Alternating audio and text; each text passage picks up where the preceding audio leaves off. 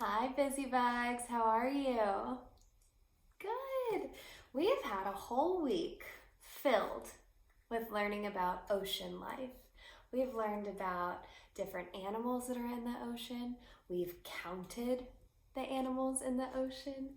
We have read books about the ocean. We've done worksheets on the ocean. We've drawn pictures. Today, I have a super fun story, and I think you're really going to enjoy it. It's a little different than the other stories that we've read this week, and I'm going to let you see why. The title of our story actually rhymes, which you know I love. So this story is called Commotion in the Ocean. Very good. Commotion in the ocean. I want you to put on your big thinking hat, and I want you to think, what does commotion mean? Commotion. Can you say that with me? Commotion. Good. What in the world could commotion possibly mean? Especially a commotion in the ocean. I don't know. Let's find out what commotion means in this story. It says it's by Giles Andre, and it's illustrated by David Wojtowicz. That's a big word, and I don't know how to say it, but that's okay. We're going to do our best. So, in the title, we have two rhyming words, but what about the cover of the book? What do you see? Can you point to it? What do you think that is? It looks big and blue. I think you might be right. Maybe a blue whale. What about this guy? We have a shark and a pink octopus with purple spots. So fun. And then these little guys here, those look kind of like angelfish, right? Very fun. And then all of this green stuff on the sides, that's seaweed. Very good. Let's find out what the story is about. I cannot wait. We got some bubbles. We love bubbles, and we know that those are also in the ocean. Commotion in the Ocean by Giles Andre. Commotion in the ocean. There's a curious commotion at the bottom of the ocean. I think we ought to go and take a look. You'll find every sort of creature that lives beneath the sea swimming through the pages of this book. There are dolphins, whales, and penguins. There are jellyfish and sharks. There's the turtle and the big white polar bear. But can you see behind the wrecks and in between the rocks? Let's take a look and see who's hiding in there. It looks like that's a submarine window. Maybe we're in a submarine looking out into the ocean. Crab. The crab likes walking sideways, and I think the reason why is to make himself look sneaky and pretend that he's a spy. Did you hear what I heard?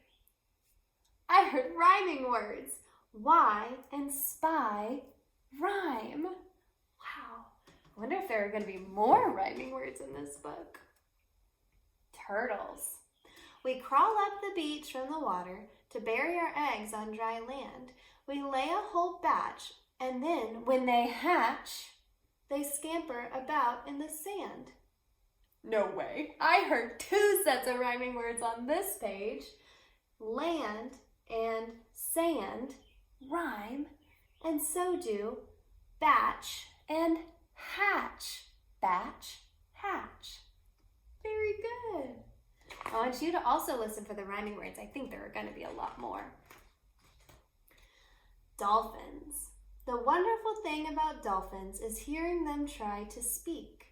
It's not, how do you do, as I'd say to you. It's more of a click, whistle, squeak. Have you ever heard a dolphin squeak? It's very interesting. It's like, can you try that? Can you try and squeak like a dolphin? Let's see, the rhyming words in this one. Ooh, there's two sets again. Hearing them trying to speak and it's more of a click, whistle, squeak. Speak and squeak are rhyming words. And then it's not how do you do, as I'd say to you. Do and you are rhyming words. Angelfish. Hello, I'm the angelfish, darling, the prettiest thing in the sea. What a shame there are no other creatures as gorgeous and lovely as me. Very good. See and me are the rhyming words here. And then jellyfish. This is our jellyfish. The jellyfish just loves to jiggle, which other fish think is quite dumb. He knows that it's not all that useful, but jiggling's lots of good fun. That's true. Jiggling does look fun. Can you jiggle like a jellyfish? Shark. I swim with a grin up to greet you. See how my jaws open wide? Why don't you come a bit closer? Please, take a good look inside. Should we look inside this shark's mouth? No way, right? That's exactly how he's gonna try and he's gonna sneak a bite of you. Ah. No, thank you. See, look at these guys. They're running away. It says, yikes.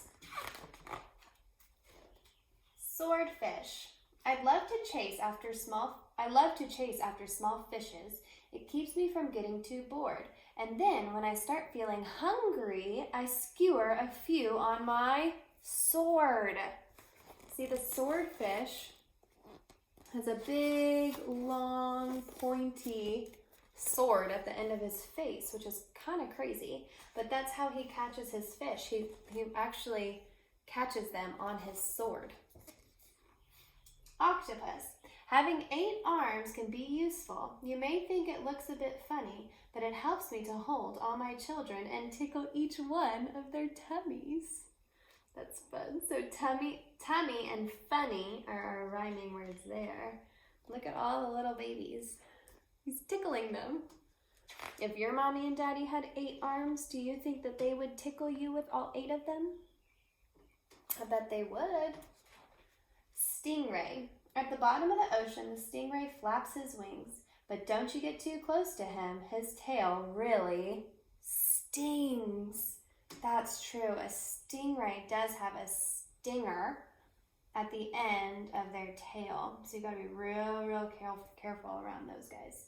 So wings and stings are our rhyming words here. Lobster. Never shake hands with a lobster. It isn't a wise thing to do. With a clippity-clap and a snippity-snap, he would snip all your fingers in 2. Ooh, oh no.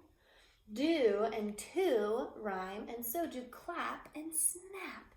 Clap, snap. Snippity-snap, clappity-clap. Deep sea. Miles below the surface, where the water's dark and deep, live the most amazing creatures that you could ever meet. There are fish of all descriptions, of every shape and size. Some have giant pointy teeth and great big bulging eyes. Some of them can walk around and balance on their fins, but the strangest fish of all have glowing whiskers on their chins. Look at that. They do have big, long whiskers, and they say that they glow. So even like these look like they're glowing. Have you ever seen this kind of fish before? Maybe you saw them in the aquarium. If you've been to the aquarium, or if you did the virtual tour of the aquarium this week, you might have seen those glowing fish. Blue whale. There's no other beast on the planet as big as the giant blue whale. He measures a massive 100 feet long from his head to the tip of his tail. Did you hear that? He's the biggest creature on the planet. Wow. We're just a bunch of barnacles and all we do is cling. We know it's not that glamorous, but it's our favorite thing. And so blue whales also have these things that grow on them called barnacles. Have you ever heard of that? They're little creatures that stick to different things. Like they can stick to wood if it's in the ocean. Maybe if you've ever been on a pier, they have barnacles and those are alive and they can cling to anything. So these barnacles here are clinging to the blue whale. Walruses. Our bodies are covered with blubber and our tusks are incredibly long. We're grumpy and proud and we bellow out loud to show that we're mighty and strong. Do you know what blubber is? Blubber. It's another word for fat. So walruses need a ton of blubber to keep them warm because they usually live in cold places. So for them, they have to keep their bodies warm and that they have all that fat on their bodies to help them with that. Penguins. We waddle around on our icebergs, which makes our feet slither and slide. And when we get close to the water, we leap with a splash off the side. Polar bears. Deep out in the Arctic, the mommy polar bear snuggles up with all her children since it's very cold out there. That is adorable. What a lot of creatures we have seen beneath the sea. What a lot of funny things they do. Some of them might lick their lips and eat you in one bite, and some might want to swim around with you. The dolphin's very friendly, and the lobster's very fierce, but the shark is the most dangerous by far. Can you name the other friends we made along the way? See if you can tell me who they are. And again, we have our bubbles in the sea. So this, at the very end of our story, it says, can you name the other friends we've made along the way? See if you can tell me who they are. So this book listed all of, well, not every single one of them, but a lot of those creatures that we would find in the ocean. And they called it a commotion in the ocean. A commotion is just a big, loud party type thing. So what they're saying at the title is that all of these animals in the ocean create a big commotion or a big party, which is super cool. So it also had those rhyming words in there. But what I want you to do is I want you to pick your very, very, very favorite sea creature. It can be one that you saw in the book. It can be one that we've talked about this week. But I want you to go get your journal and I want you to draw a picture of your very favorite sea animal and then label it. Can you sound out the word that you hear? Maybe if you're doing shark, what do you hear? Shark. Think of those sounds that you hear and write them down on your journal. Same thing if you're doing octopus. S. Listen for all those sounds. That's a lot of sounds, but if you're only doing one word, you can do it. And if you want to write more than one word, please do. Write a whole sentence if you can. That would be awesome.